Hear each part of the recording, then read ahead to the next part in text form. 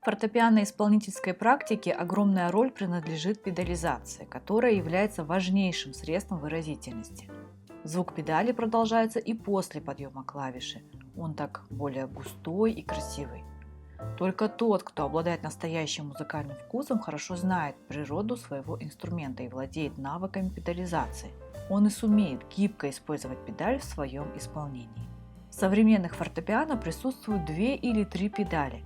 Правая педаль, она используется наиболее часто, поднимая сразу все демпферы, так что после отпускания клавиши соответствующие струны продолжают звучать. Кроме того, все остальные струны инструмента также начинают вибрировать, становясь вторичным источником звука.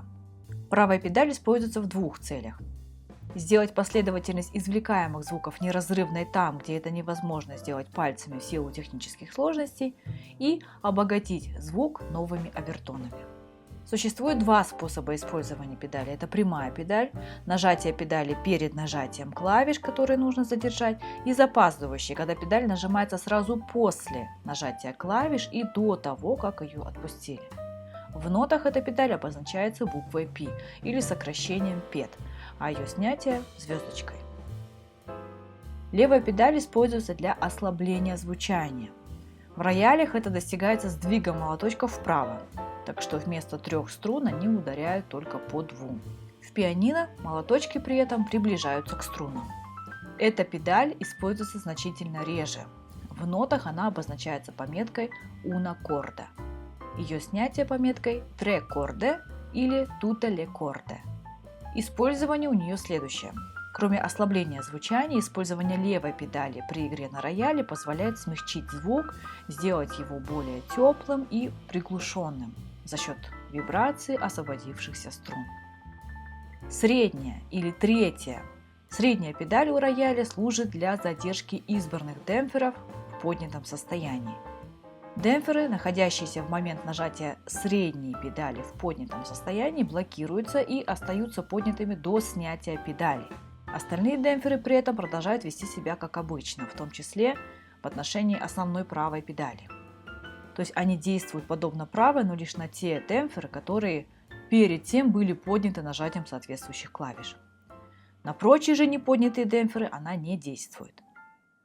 Нажимом средней педали получают специальные звуковые эффекты, например, органный пункт и тому подобное. Иногда такое необходимо для исполнения некоторых сложных классических и современных сочинений. Сегодня эта педаль присутствует у большинства роялей и отсутствует у большинства пианино.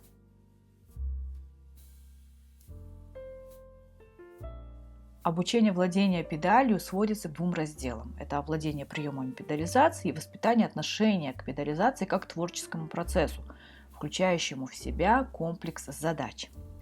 Итак, какие правила педали существуют? Педаль всегда разная. В певучей пьесе, скажем, продолжительная или более густая педаль, в танцевальной – редкая. Надо воспитывать в себе мгновенную реакцию ноги на требования слуха. Здесь легато на большом расстоянии, значит берем чистую педаль по гармонии. Там стаккато, значит игра без педали. В другом месте вешаем цезуру и держим педаль и так далее и тому подобное. Накапливается такое умение в процессе слухового художественного обучения каждого отдельного приема педализации, отдельного случая в произведении, найденного педального эффекта в пьесе. Немаловажно следить и за авторской педалью или редакторской, и также ее соблюдать. Начинать обучение педализации необходимо с простейших музыкальных пьес. На ранних этапах обучения легкие певучие пьесы следует осваивать сначала без педали, чтобы красивый звук, плавная легато и выразительность фразировки достигались прежде всего пальцами, а затем начинать работу над педализацией. Однако, если ребенок еще мал ростом и при нормальной посадке ноги его не достают до педали, то лучше на некоторое время вообще воздержаться от ее применения. Начнете позже. Вначале стоит выбрать такие произведения, в которых педаль встречалась бы лишь в отдельных местах, и это заставит насторожить свой слух в эти определенные моменты. Вы тем самым услышите появление нового звучания в результате нажима педали и исчезновения его в момент отпускания. Необходимо сразу учиться бесшумному нажатию и особенно отпусканию педали. Внешне, как будто носок приклеился к педали. Плохая привычка – это снимать руки с клавиатуры, пока длится аккорд на педали. Лучше педаль и руки снять одновременно, дослушав аккорд до конца. Исполнительское искусство предназначено для слушателей, а у слушателей слуховое впечатление ассоциируется со зрительным и будет непонятно, так как вроде бы исполнитель снял руки с клавиатуры, исполнение окончено, тогда почему происходит звучание долгого заключительного аккорда? Если в пьесе педаль применяется хотя бы раз, то нога должна находиться на педали с самого начала исполнения. Этим достигается то, что просто не приходится искать ногой педали, создается привычка спокойно держать ногу.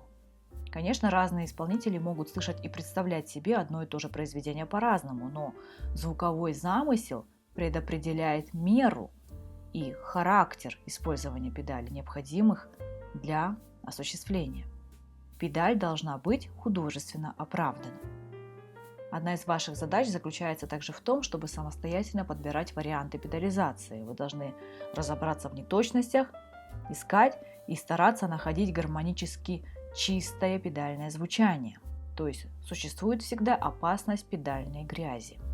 В некоторых пьесах роль педали в создании художественного образа настолько велика, что без педали они просто не звучат. В пьесе педаль окрашивает и мелодию, и гармонию, и оттеняет плавный ритм, и создает легато, и доводит фразу до логического завершения. И именно педальный колорит создает всю прелесть светлой задумчивости. На педали пиано прозвучит очень мягко, и ни один звук аккорда не пропадет. Этот прием поможет сразу создать образ далекого, непрерывного звучания пульсирующей гармонии.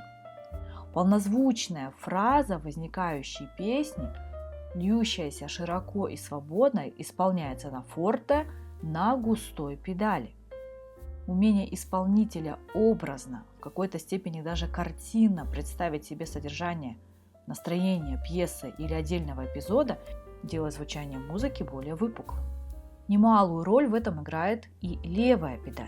Особенно часто приходится пользоваться левой педалью при изучении программных произведений, когда название пьесы конкретизирует замысел композитора и подсказывает исполнителю содержание.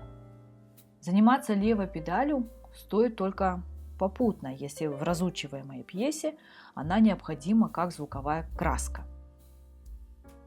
Большинство полифонических произведений Баха в детской музыкальной школе в ДМШ исполняется, как правило, без педали. Этим достигается важная цель – ясное слышание двух или трех относительно самостоятельных мелодических линий одновременно. Известно, что многие учащиеся любят играть Баха меньше, чем других авторов, а некоторые откровенно признаются, что совсем его не любят. Педаль в Бахе должна быть незаметной, лишь способствовать связности, но не привносить обертонных колористических звучаний. В обработках же органных полифонических произведений педальная краска очень разнообразна. От легкой связующей до глубокой гармонически густой, вызывающей большое количество обертонов, что и способствует имитации органного звучания. То есть обобщать здесь не получится, так как каждое произведение имеет свой круг художественных образов, а значит требует своего динамического диапазона звучания, определенного характера и определенного стиля. Как я уже говорила, педаль должна быть просто художественно оправдана. Характер педализации неизменно связан и с понятием стиля того или иного композитора или направления в музыке. Правда, эта связь в устах педагогов давно приобрела форму определений, как, например, Моцарта нужно играть без педали, Баха нужно играть без педали, в произведениях Бетховена нельзя брать много педалей и так далее. Эти правила, может быть, и верны в своей основе, но со временем они превратились в штампы. Учащиеся знают, без педали мало педали, только в количественном виде. Поэтому, уяснив, что в музыке романтиков педаль не противопоказана, они, играя Шопена, берут ее так много, что становится неясным вообще, что хуже.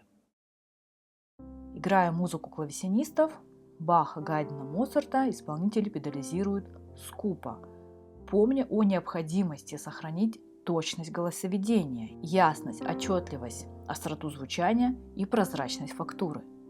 Здесь не следует оставлять педальное звучание во время пауз, удлинять басы, выписанные короткими длительностями. Нельзя разложенные аккордовые фигурации в аккомпанементе играть с такой педалью, которая сольет последовательность гармонических звуков в сплошной гармонический фон. Мелодии, состоящие из аккордовых звуков, не должны превращаться в гармонию, которую вы объединили педалью. В полифонических произведениях педаль тоже нужна, но применяется она скупо, и обычно целью ее является достижение легато, сохранение плавности голосоведения, освобождение пальцев от излишних аппликатурных ухищрений, а также для большей технической свободы исполнения. Чем более полифонична ткань произведения, тем труднее педализация, тем внимательнее и осторожнее должен пианист относиться к педали. Не случайно многие педагоги идут по пути наименьшего сопротивления, требуя от своих учеников беспедального исполнения полифонии. Если же вы решаете учить произведение с педалью, нужно педализировать так, чтобы педаль была короткая, часто сменяемая.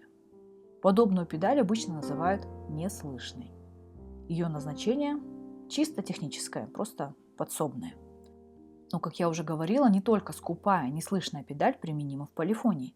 В педальной звучности нуждаются многочисленные кантиленные полифонические произведения Баха, органные, выразительные и бесконечные мелодии которых также трудно хорошо пропеть на рояле без педали, как и мелодии композиторов-романтиков. Какими же важнейшими принципами должен руководствоваться пианист в отношении педализации? Умение педализировать всецело зависит от уровня вашего общего музыкального развития. Верный путь – это основное представление цели и умение себя контролировать, а значит и умение себя слышать. Ну и истинное умение педализировать – это импровизационность и гибкость в употреблении педали, чего можно достичь только при свободном владении технической стороной дела и в целом овладении техникой педализации. Спасибо, что посмотрели. Ставьте лайки, если информация оказалась для вас полезной и интересной. Подписывайтесь на мой канал, смотрите другие мои видео. Всем пока!